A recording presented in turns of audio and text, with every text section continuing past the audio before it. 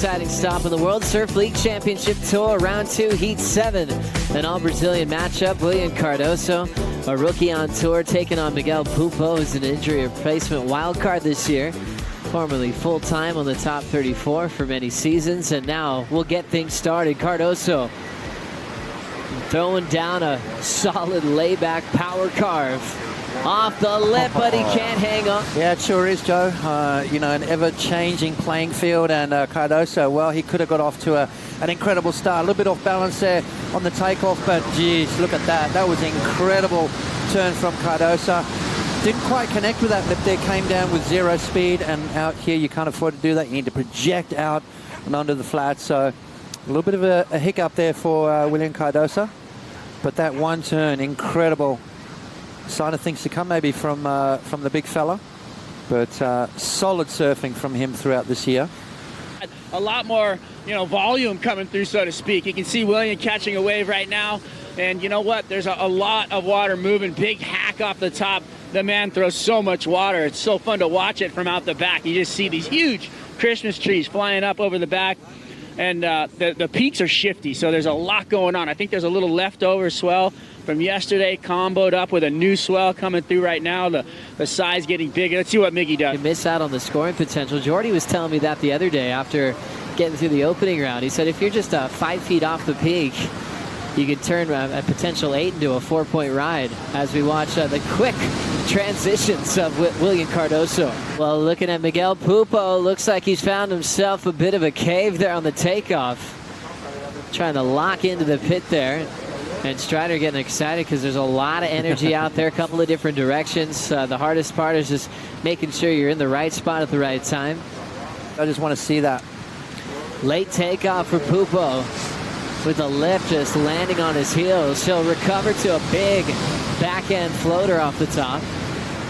Just good for that one section. He's going to lay low to try to get a reform, and now opts just to wait for another wave. So one score coming through for the float.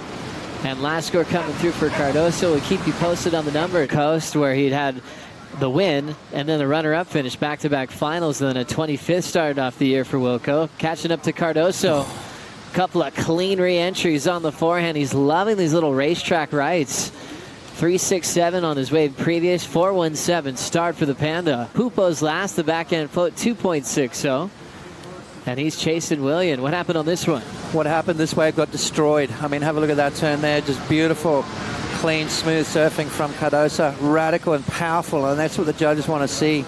You don't need to fit a lot of turns in, but watch the turn that he does here. Doesn't go all the way up into the lip. It's kind of a 3/4 face turn, and then just extends that back leg. One of the more powerful guys on tour. I mean, he's thunder thighs as he drives through that maneuver and then finishes off nicely. So big, clean maneuvers from Cardoso. The whole thing. Don't hold on to those negative thoughts and those bad results. Just brush it off, go back down the beach, get a couple of waves, forget about it, and as he's going to do, support his mates.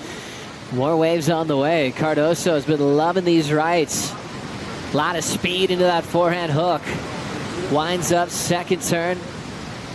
Clean little carve, a 2-turn combination, trying to improve on a 4.17 at the halfway point. Use the jet ski, that's what they're there for, and it's been putting him right back in the mix too. Getting him into position for these beautiful little waves, and again, that first turn, just nice clean wrap for Cardoso, and backs it up with another one. So a 2-turn combo yet again. He seemed to have found some sort of formula. He understands, well, the judges are scoring that. 6.67 on the last one, so do something similar like that again. Drop another solid score. You've got your 2-wave total and apply the pressure. At the moment, Miguel needing an 8.24, so Cardoso in a good situation. Try and oversurf the wave. It's going to be impossible. You just got to let it dictate the pace of play. Pupo speeding down the line. Now pulling under the hood. He'll get sucked up and sent over the falls on that barrel attempt. Still with his 2.6 as his high score. Pupo chasing the Panda 14 minutes ago. This journey over the last decade to qualify for the top 34 and taking out a huge win over Julian Wilson in Indonesia. Sees him in a great spot on the Dream Tour, winding up for a huge power blow on the open face. Setup work as this one just cornering towards him.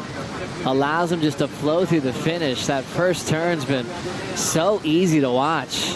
Knifing it. Love how former world champ like Sonny Garcia is calling him the Brazilian me. Oh, I love that. That was referencing all that power on this first turn. Sonny loves turns like this. Oh, he pretty much invented turns like this, Joe. Sonny Garcia won a world title with that power base, and you know, Cardoso wants to stay here a long time, and if he keeps doing what he's doing, well, he will. You know, one win a year, maybe not enough. I think you need that consistency. Cardoso understanding that. And when you've worked as long and as hard and sacrificed as much as he has, you don't want to let that go, do you? I mean, you want to make sure that you're there, make it worthwhile, and have a good long career. That breakthrough performances, especially with the heat he knocked out John Florence in Karamas. Yeah, well, there's a lot of good talent, isn't there? Here we go. And now watching the windup for Cardoso. Frontside wrap. Driving off the lip. And fitting in a nice clean finish under that closeout section. And doing a couple of two-turn combos. That one fitting in just a bit more. Found a recipe, hasn't he? I mean, he's found this little part of the bank right now with this particular tide that is working for him. And he's sticking to his guns. This is what you got to do. He's just finding the little open face waves. He's just racking up his scores. A couple of big turns from Cardoso. I like what I'm seeing right here. Jamming it in the pocket, not doing too much, not trying to oversurf the wave, just, you know, letting the wave predict the pace of play. And 6.67 and a 6.77. I mean, this morning out here, it's difficult to get two good waves under your belt. We've seen that. And Cardoso's just racking them up. He's making it look easy. Sticking to rail work.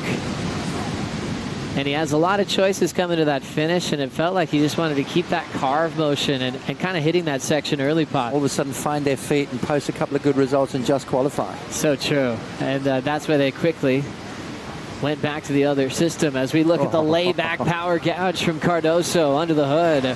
One big maneuver with now 90 seconds to go.